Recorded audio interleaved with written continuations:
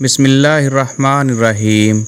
یہ اس وقت کا واقعہ ہے جب روئے زمین پر انسانی زندگی ابتدائی حالت میں تھی اور حضرت حوا کے بطن سے ایک لڑکا اور ایک لڑکی پیدا ہوتے تھے۔ ایک ساتھ پیدا ہونے والے لڑکے اور لڑکی کا نکاح دوسری مرتبہ پیدا ہونے والے لڑکے اور لڑکی کے ساتھ کر دیا جاتا تھا۔ حابیل اور قابیل یہ دونوں بھائی تھے اور حضرت آدم کے بیٹے تھے۔ حابیل کے ساتھ اس کی بہن غازہ پیدا ہوئی اور قابیل کے ساتھ اس کی بہن اقلیمہ پیدا ہوئی۔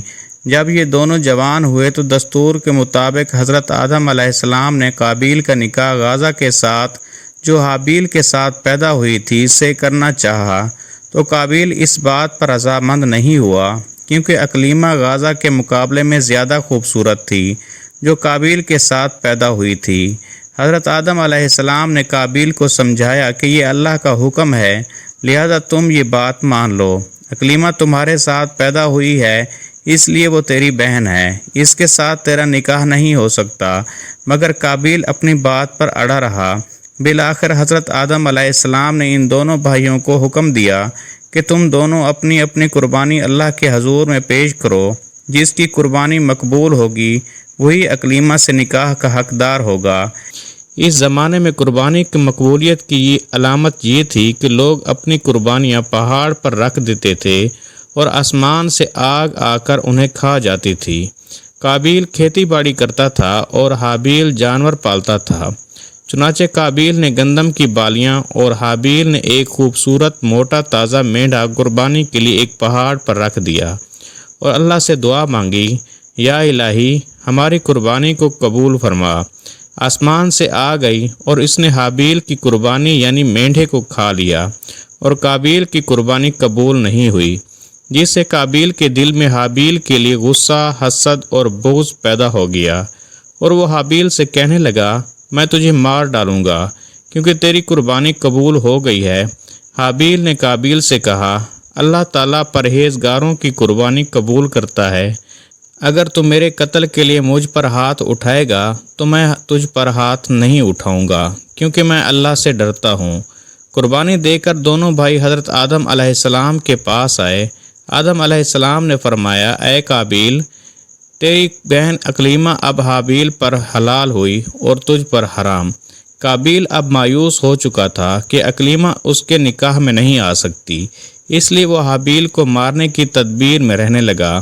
اس دوران آدم علیہ السلام جب مکہ چلے گئے تو ایک دن قابیل نے دیکھا کہ حابیل سو رہا ہے تو سوچنے لگا کہ اسے کس طرح سے ماروں، کیونکہ اس زمانے تک کسی نے کسی کو نہیں مارا تھا۔ نے دیکھا کہ اسے قتل کرنے کا طریقہ نہیں آتا تو اس لعین نے ایک جانور پکڑا اور اس کا سر ایک پتھر پر رکھ کر دوسرا پتھر زور سے اس کے سر پر دے مارا، جس سے وہ جانور اسی وقت مر گیا۔ یہ ترکیب دیکھ کر قابیل نے اپنے بھائی حابیل کے ساتھ بھی یہی کیا اور زمین پر سے ایک پتھر اٹھا کر حابیل کے سر پر دے مارا اور اپنے بے گناہ بھائی حابیل کو قتل کر دیا۔ حابیل کے قتل کے بعد قابیل یہ سوچ کر بے حد پریشان ہوا کہ اب اس لاش کا کیا کرے۔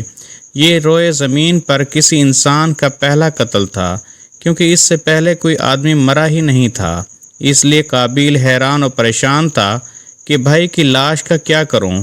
چنانچہ وہ کئی روز تک بھائی کی لاش کو اپنی پیٹھ پر لاد کر پھرتا رہا۔ اللہ تعالیٰ کو اپنے اس نیک بندے کی لاش کی بے حرمتی منظور نہ تھی، چنانچہ اس جگہ پر دو کوے آئے اور وہاں آ کر آپس میں لڑے اور ایک نے دوسرے کو مار ڈالا۔ پھر زندہ کوے نے اپنی چونچ اور پنجوں سے زمین میں گڑھا کھودا اور اس میں اس مرے ہوئے کوے کو ڈال کر مٹی سے دبا دیا۔ کوے کو دیکھ کر قابیل اپنے اوپر ملامت کرنے لگا کہ میں اس کوے سے بھی گیا گزرا ہوں کہ اتنا بھی نہ کر سکا۔ اس طرح قابیل کو معلوم ہوا کہ حابیل کی لاش کو زمین میں گڑھا کھود کر دفن کر دینا چاہیے، چنانچہ اس نے ایک گڑھا کھود کر اس میں اپنے بھائی حابیل کی لاش کو دفن کر دیا۔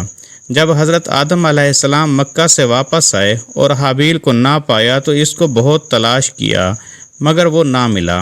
لوگوں سے پوچھنے لگے، کسی نے جواب دیا کہ حابیل کچھ دنوں سے نامعلوم کہاں گیا ہے۔ حضرت آدم علیہ السلام نے حابیل کے صدمے میں کھانا پینا سونا سب ترک کر دیا اور شب و روز حابیل کے غم میں رہنے لگے۔ ایک روز آپ نے خواب کی حالت میں دیکھا کہ حابیل الغیاس الغیاس اے پدر پکار رہا ہے۔ حضرت آدم علیہ السلام نیند سے چونک کر اٹھے اور زارو زار رونے لگے۔ اسی وقت حضرت جبرائیل علیہ السلام آئے اور حضرت آدم علیہ السلام اور حضرت حوا کو حابیل کی قبر پر لے گئے۔ حضرت آدم علیہ السلام اور حضرت حوا نے قبر کو کھود کر حابیل کو دیکھا کہ اس کا مغز نکلا ہوا ہے اور وہ خون سے آلودہ ہو رہا ہے۔ یہ حال دیکھ کر کے آپ دونوں بہت روئے اور حابیل کی لاش کو ایک تابوت میں بند کر کے اپنے مکان میں لا کر دفن کر دیا۔ اس وقت آپ علیہ السلام کے 120 بیٹے تھے، جن میں سے سوائے حابیل کے کوئی نہیں مرا تھا۔ روایت ہے کہ جب حابیل قتل ہو گئے تو 7 دن تک زمین میں زلزلہ رہا۔ قابیل جو بہت خوبصورت تھا، بھائی کا خون بہاتے ہی اس کا چہرہ بالکل سیاہ اور بدصورت ہو گیا۔ آدم علیہ السلام نے قابیل کو اپنے دربار سے نکال دیا اور وہ یمن کی سرزمین عدن میں چلا گیا۔ وہاں ابلیس اس کے پاس آ کر رہنے لگا کہ حابیل کی قربانی کو آگ نے اس لیے کھا لیا تھا کہ وہ آگ کی پوجا کرتا تھا، لہٰذا تو بھی آگ کی پرستش کیا کر۔ چنانچہ قابیل پہلا شخص ہے جس نے آگ کی پرستش کی، اور زمین پر یہ پہلا شخص ہے جس نے اللہ کی نافرمانی کی اور زمین پر خون ناحق کیا۔ یہ وہ پہلا مجرم ہے جو جہنم میں ڈالا جائے گا۔ حدیث میں ہے کہ زمین پر قیامت تک جو بھی خون ناحق ہوگا، اس کے عذاب کا ایک حصہ بوجھ اور گناہ قابیل پر بھی ہوتا ہے، کیونکہ اس نے سب سے پہلے قتل کا طریقہ ایجاد کیا۔ قابیل کا انجام یہ ہوا کہ اس کے ایک لڑکے نے جو کہ اندھا تھا، اس کو پتھر مار کر قتل کر دیا، اور یہ بدبخت آگ کی پرستش کرتے ہوئے کفر و شرک کی حالت میں اپنے لڑکے کے ہاتھوں مارا گیا۔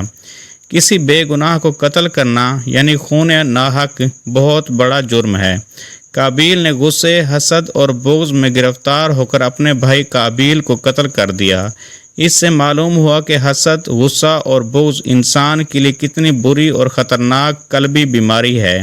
اللہ تعالیٰ نے قرآن میں ارشاد فرمایا، جو شخص کسی کو بلا وجہ مار ڈالے جبکہ اس نے نہ کسی کو قتل کیا تھا اور نہ زمین میں فساد پھیلایا تھا، تو گویا اس نے تمام لوگوں کو قتل کر دیا۔